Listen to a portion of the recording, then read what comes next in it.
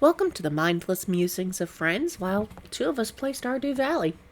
So how's your day been today, Phil? I'm on Clementine, Peach, and Ginger tonight. Yeah. Peach and ginger. Not my best. Not your best. It's got a bit of a bitter taste to it, not so much tang or anything refreshing. Is that like with gin or something? No, it's just a big smoothie I'm drinking. It's the only thing available in the fridge. It's the middle of the week. No, it's the peach and end ginger. of. If Wait. they didn't peel the ginger, then that would leave a nasty aftertaste. Okay. Yeah, you have to peel the ginger. Clementine, I don't really have an opinion, to be honest. I've never actually had that one on its own. It's orange, buddy. Is it essentially just an orange? Okay. It's an orange, buddy. Yeah, clementine is a small orange. So why do they just call them small oranges then? Because fancy ass French wood. They have another name for the small bananas too, aren't they called plantains? Plantains are similar to bananas. Yeah, but Gonna they're make like the- smaller though, right? Some are larger. And I'm there's gonna make a lot of varieties the out there. hey, Joe, I'm gonna make the ultimate casual comment right now. Like, wow, Clementine! They named a fruit after that girl from The Walking Dead. Who? Now, see, I think the song. Who? Okay. I got that, and I oh my haven't darling, oh even my darling. played The Walking Dead. How old is that song? Oh, from the video game. I thought you were talking about the show or in the comic. Well, let's see. I don't know how old the song Clementine is. I do know I remember hearing it being played in a Tom and Jerry cartoon, Yeah. which I think was like in the 50s it was made. Oof. Where the hell do I know that? I'm ageless. Freddy Quinn. It did not come out in 1992. Come on, where the hell is the damn song from? Okay, the song is actually from 1884. Wait, what? Damn. Yep. A ballad in trochaic meter, usually accredited by Percy Montreux, from 1884, sometimes credited to Barker Bradford. Song is believed to have been based on another song called Down by the River by H.S. Thompson, 1863. Whew. That song's old. That song is old as ass. How the hell do I know it? Because it has been in so many things, aside from like being played in a lot of cartoons. Have you seen Eternal Sunshine of the Spotless Mind? Oh, yeah. Mm-hmm. It was sung in that. Yeah. Because remember the girl's name was Clementine? Phil, great songs are timeless. No, Joe. Oh, that is true, technically. I do agree with that. But this is the definition of cultural osmosis. Where you know a thing, and you're like, wait, what? Where did I know that from? When it gets brought up in conversation 20 to 30 years later. It's kind of magic. It's a can of magic. It's You're right. Yeah. That's really asshole to make fun of an accent like that. I know, but it's fun. But he's French, so you have an excuse, right? And really making fun of accents in the Highlander franchise. Come on. Yeah, I'm having a strange. You're day, by the making way. fun of the individual's accent. Of Christian Lambert's actual accent. I was listening to like one of Carol's videos earlier on. Shit. I just said it's kind of magic. It's all you, Kieran. It's all on you. I wasn't talking about you, Kieran. Joe, I was having a strange one earlier on, right? I'm just saying the accents in Highlander are weird. And We they were are just very talking. weird. The accents in New Jersey are weird. Okay. Find me a Scotsman that sounds like he's from France in New Jersey. I mean, there might be one. I don't know. I've not been there. Find me an Egyptian that sounds like a Scotsman who apparently is also an alien. Joe, it's a movie. I know it's a movie. It's a weird movie. It's not that weird. There are weirder movies out there. Nobody's ever questioned why the Kurgan doesn't sound Russian either. Yeah, I know. It's another biggie. Because Clancy Brown. Who cares about anything else? Too awesome to question. I got it. The Now, mind best, you, this was after he was on Buckaroo Banzai. The Adventures of Buckaroo Banzai across the 8th dimension. I'm sorry, Carol. That movie was nonsense. I know! you loved it. We had a blast watching that one. I love was. that movie. It was so insane. I was. I don't think it was one of the most miserable experiences I've had watching movies with you guys, but I do think it was one of the most like dull horse kind of like like not entertained but just tolerating kind of experiences. I got nothing out of it. No, that was Eddie and the Cruisers that you were just kind of like tolerating. No, your issue that you mentioned with the Adventures of Buckaroo Banzai Across the 8th Dimension was that Peter Weller's character, Buckaroo Banzai, was the Garyest, stewiest Gary Stew that ever Gary stewed. I know. Like he's giving Dale Cooper a run for his money. It was like the heaps of the Gary Stewness on top of Gary Stewness, right? But as well as that, he was like a blatant weeaboo too, which is just hilarious. There was nothing Long he couldn't before do. that term ever was used. Yeah, long before that term was ever used, before cultural, kind of attachment kind of became a thing. I remember liking the alien guy in that movie. He was fun. John Lithgow? No, the good one. The good alien. Oh, the Rasta guy. Yeah. Yeah, there were a lot of aliens in that movie. There were indeed. Including Christopher Lloyd. Oh yeah, he was in there. Yeah. There were a lot of people in it who was like, what? Hell, Jeff Goldblum was in it. Yeah, he was. You're right. Yeah. I was trying to tell you this earlier, and I'm having a bizarre kind of day.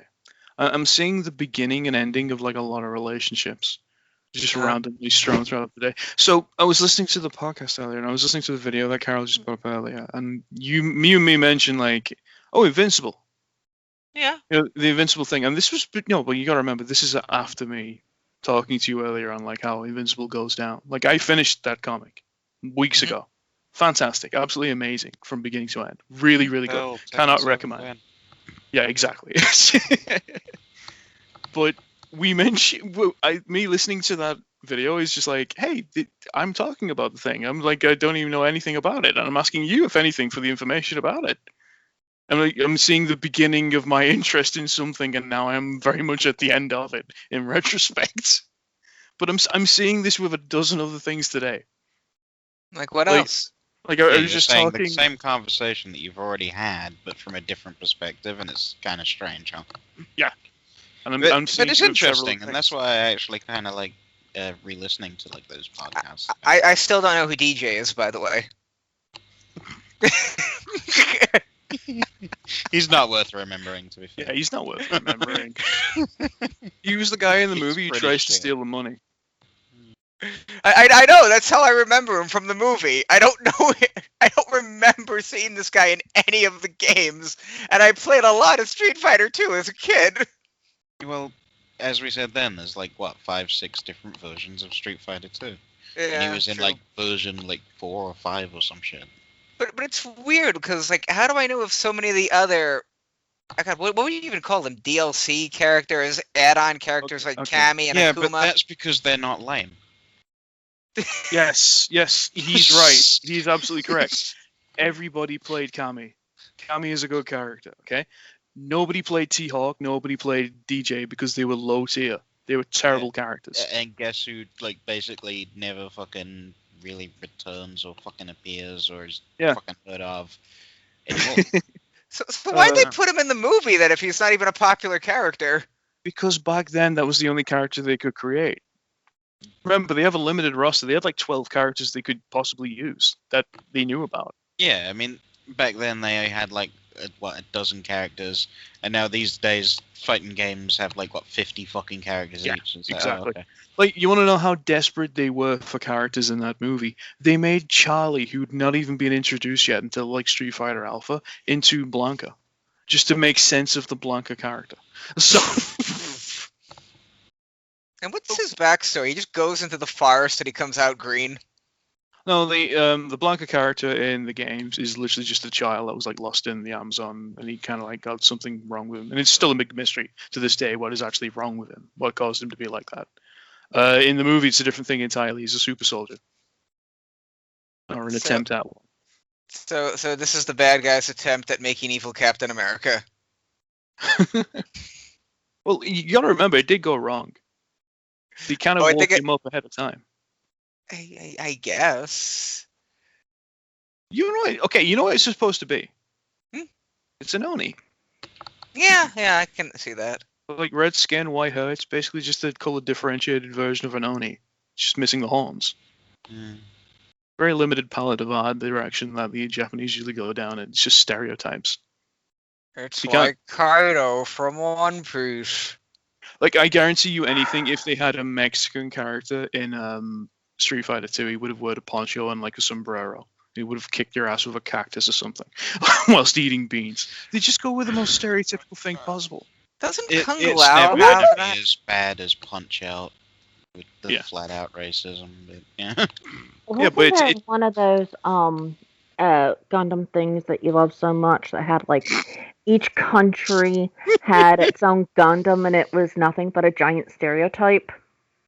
Ironically, what year was that? That was 1994 or 3 Have when no that idea. was made. Okay, and Street Fighter 2 was made in 92. This was back when Japan was like, oh, the wider world exists. How can we do these characters? Stereotypes everywhere. Became Stereotype Fighter the Championship Edition. Oh, come on. You had crap at Iraqi back then with him basically naming all of his characters off whatever band he was into that week. I mean, Stop still doing it. not nearly as bad as Punch Out. I mean, hell, the Italian fighter in it at one point was literally named Pizza Pasta. So. I mean, that's pretty Yo. bad. Yo, when you just run out of giving a crap about stereotypes and you just go with whatever you think of for food, like at the moment, that's the best. Joe, On the other it's hand, like I mean, credit to him with fucking Piston Honda, with being the Japanese character. They're poking fun of themselves with it too, which it's like that's, Stephen that's King the trying to one go way with, to get horror away with racism if you're just equally racist. Is my new JoJo villain Killer Lamp? You're not even trying anymore, are you, Steve? I'll bring it in by Monday. Well, no, what would be like the most blatant band name Iraqi could think of? He's literally got a character in Part 6 called Foo Fighters. He doesn't give a crap. This is my new JoJo villain, Ed Sheeran. You're not even trying anymore, man. That's what you've come to expect from him. Now, you notice how he never does it with Japanese bands, because there's going to be a legal thing in there involved in it. How isn't there a legal thing with the bands from everywhere else on the planet? Because of the country. What do you think Parody they censor law or change isn't it? quite so much a thing in Japan. I guess.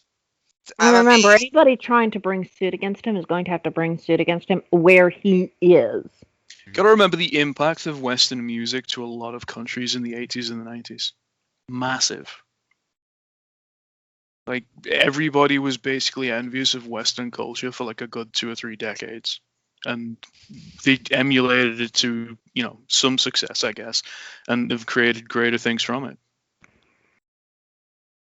by the way, I can't wait for Foo Fighters to show up in the Part 6. Oh, she's great. I love that character so much. There's some great and strange characters in Part 6. Freaking Weather Report's the coolest. Come on. He Weather never- report. Oh yeah. There's a character called Waylon who gets introduced, who just gets the nickname Weather Report because he's basically like manipulating the weather for the prisoners inside of an actual prison He's complex. Storm from the X-Men. He's basically Storm from the X-Men, but like a manly version of that from Louisiana. He's the only Louisianan character. And he's actually a huge badass in Part 6. I actually really like him. Will they actually put the KKK in? Because they do show up in Part 6. Of course they will. And I don't know. Of course they will. Will they put Mr. Mouse in, though?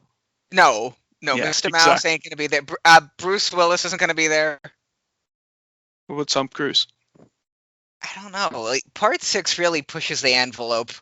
Like, how far can he get away with just being a Westerby at that point? I mean, Yeah. All right. we get They can get put Cape Mickey in if they change his name. My name's Ricky Mouse.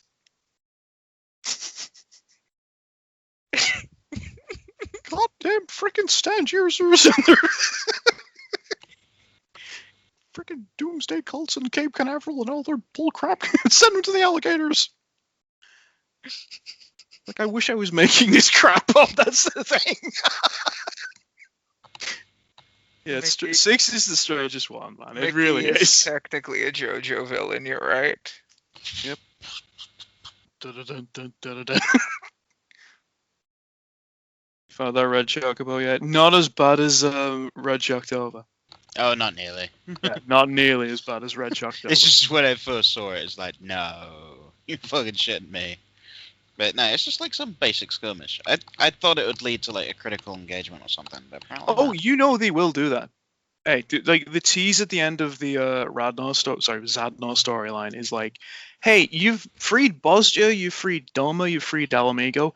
You want to help us out freeing Dalmasca next? And Fran is like flat out giving you the invitation at the end. Yeah, okay. Let's go free Rabanastra next. And there's going to be a red chocobo in the middle of that bullcrap, just waiting in the wings to murder the crap out of you. You know it's coming. If they do that, then one thing I want to see them do is some of the hunts from 12 as some of the skirmishes. Yeah, I feel like that's the only thing they can do now because they've used all the primals and espers. Like, we're dredging get the glass ceiling of all of the summonable crap used as enemies now from the series. That's why we freaked out when we saw Anima back in February. We were like, oh, cool! It's like one of the things they've not done yet out of the hundreds of things they've done. So they're putting Donnie Yen in the new John Wick movie. Cool, he's great. Yeah, That's not bad. That's great. they're gonna have Donnie Yen fight John Wick. It's like gonna be the gimmick of the film. It's one way of selling the movie if I have no expectations for it. Like seeing John Wick fight legendary, martial artist in modern day. Be great. I think John Wick's like Ethan now from Resident Evil. He's missing a finger or two. I don't know how the hell Ethan is like. Come on, there's got to be a plot twist to that. The Ethan character. Maybe. So it just seems like he's put through the ringer more in this one than 7. Like 7, he got like he got stabbed by like a screwdriver in the wall, and then he got his arm removed. I'm like, chem fluid, sticks it back on.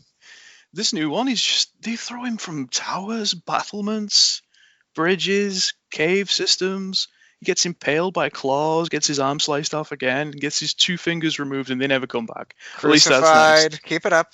Crucified by hooks.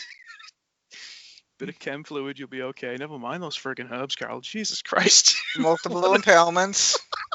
Like, what is he made of? He's incredible. I don't know.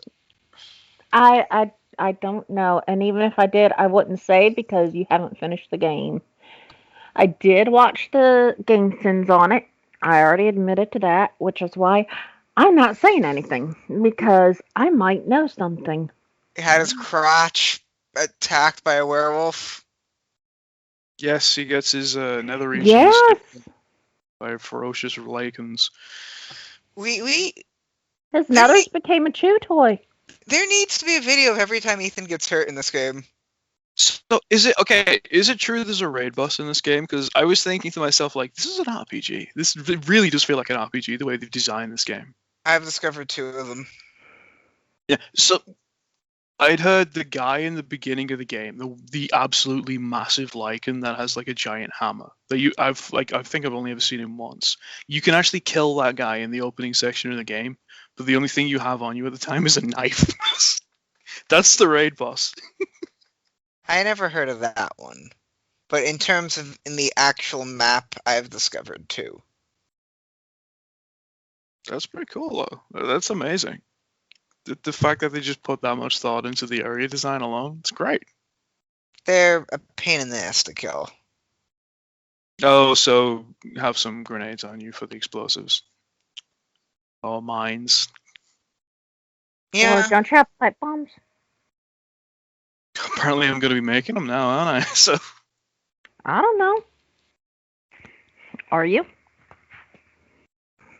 they were always like the Yeah, when you doing that? Now? miscellaneous thing that I was never actually crafting or anything, like mines or flashbangs and such. Now they're actually useful. Like I know Mhm. they're useful, especially killing Moreau. Jeez. Oh, that game's great. Soundtrack's a bit okay though. Not every game can have an amazing soundtrack like Final Fantasy VIII. Why 8? I know 8's great, but why 8? I love that soundtrack so much. It's the best soundtrack out of the series, I would say, anyway. Not really. Yeah, it is. Well, it's my opinion that it is. Like overall, I do think it's 14, but in like Oh, as a Fuck single. off, though. 14's just the Yeah. greatest hits version. No, are you just kidding? There's like It absolutely is. no, there's like over 400 It's the tracks that greatest hits completely new. version, stealing from every other fucking game. You're right. I remember those vocals in the original 8 and 7. You're right. I'm a fool. Yeah, totally. Including ripping off Kingdom Hearts. What? What's that? This is Good King Mooglebog? I mean, Kingdom that's Hearts. You Probably mean Good King Mooglebog. Name Before Yeah. Christmas? yeah, that's Nightmare for Christmas before it was Kingdom Hearts. I know, but You Kingdom filthy Hearts cat. was licensed to use it. I imagine that. I was speaking about games specifically that, music gets ripped from. They Yes, okay. I They know only that have a it came- dead.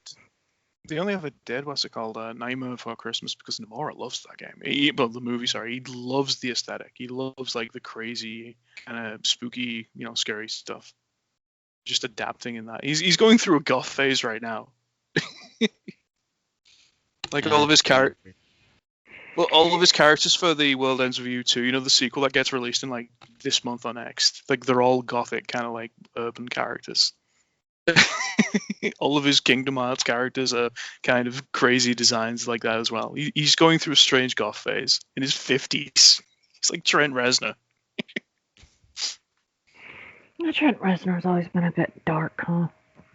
Do you reckon he's still annoyed that he never got to make his version of what eventually became FF15? Because he added that little thing in Kingdom Hearts 3. What was it called? Ventus something? Oh, Verum Rex, which Verum basically Rex. just means true king. Yeah. And you know exactly what that Uh. was a reference for. He can't move on. The reason why he can't move on is because he was booted off that project, which he was going to consider like his life's work. If you take a decade to work on a game and it never comes out, what are people going to say? Like he thought he was untouchable. It's just ego. But it does leave, the question of what was his original vision. Because I get the feeling that was going to be like a Romeo and Juliet type story. Honestly, I don't think it matters really, to be honest. Have you seen recently what they've been doing with his Kingdom Hearts mobile game? Mm-mm. Like it finally just completed chapter 936. It ends. This game has been out for a decade on like mobile phones. It ends with like some of the most colossal spoilers ever for like Kingdom Hearts in general. And Wait, this has a yeah. story? This has a story. Well, not more than that. Like he's trying to make it also it's a shared universe to make sense of like the nonsense he's bang peddling. up job. Yeah, exactly. Bang up job, right? I don't know why he tries. Might want to call up the Marvel guy, Kevin Feige or Feige. Yeah, Feige's great. Might need some help with the whole collective universe thing, because it gets more and more nonsensical the longer the franchise goes. How amazing of a Star Wars movie would actually be made if he was just like the guy behind it? A movie, you know what I mean? Or Jon Favreau. I'd be fine with that. Get Jon Favreau to direct or produce, and get Kevin Feige as story scenario planner and writer and everything. And No, Dave Money in the Filoni is the bank. writer. Dave Filoni is the writer. Come on. Oh, so I was getting those two mixed up. I thought Feige was Filoni. Sorry, never mind. Yeah, Filoni, absolutely. Get Dave Filoni to write it and Favreau to direct, and you'll have a good Star Wars movie. It's money in the bank right there. That's like money in the bank forever. You know what I mean? It'll still sell decades from now. It'll be Even that those people will eventually run out of ideas. Yeah, but you can tell there's a passion behind it. Like those two don't plagiarize. They try to Dave Filoni in particular. He Yeah. finds ways to improve garbage. Like I'll give you an example. We've all seen the prequels, right? Yeah. I don't think any of Kinda. us particularly like the Anakin Skywalker character from the prequels, right? Don't really remember him. He talked a lot about sand. Whiny bitch character. I tell you what, you keep bringing up, him not liking sand. I have to agree with him. There's a reason I don't like the beach. Sand gets to places where it should not go. Yes, but this isn't a Star Wars movie. Carl, do you have a But he's robotic got hand you're about not telling point. us about?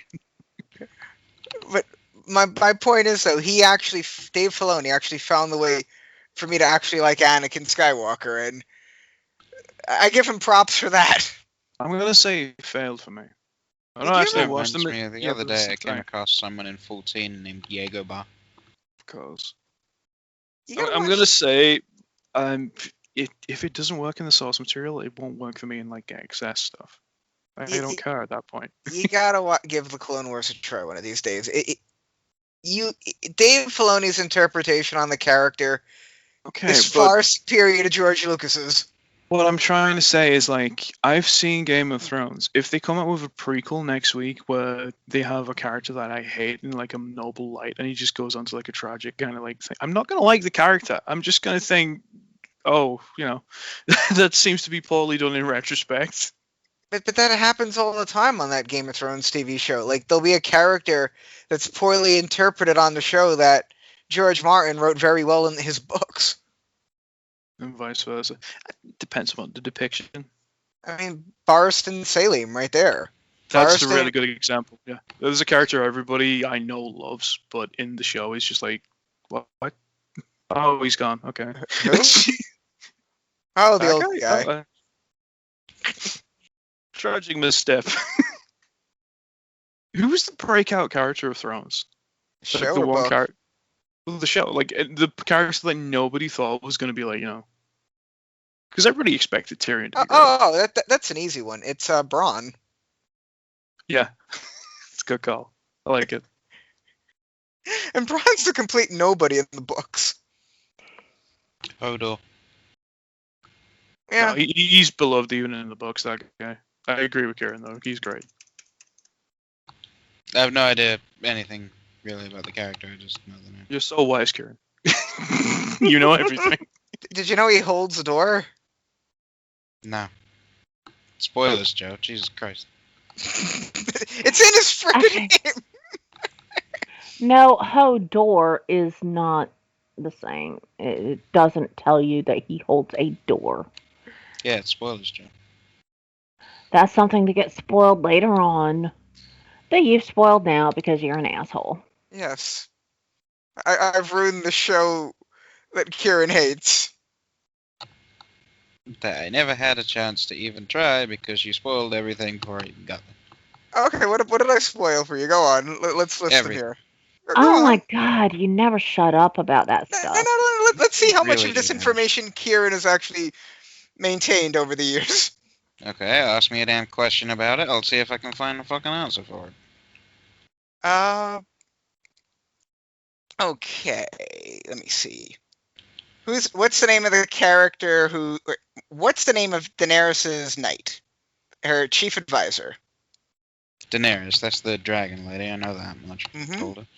But, alright, can't necessarily call that. I don't particularly pay attention to these whole faction things. Yeah, I've spoiled nothing.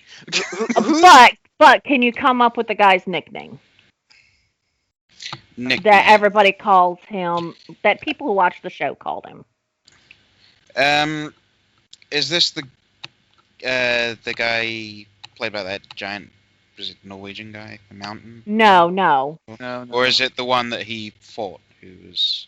No, not that guy. No, neither. Okay, so you don't No, remember that one.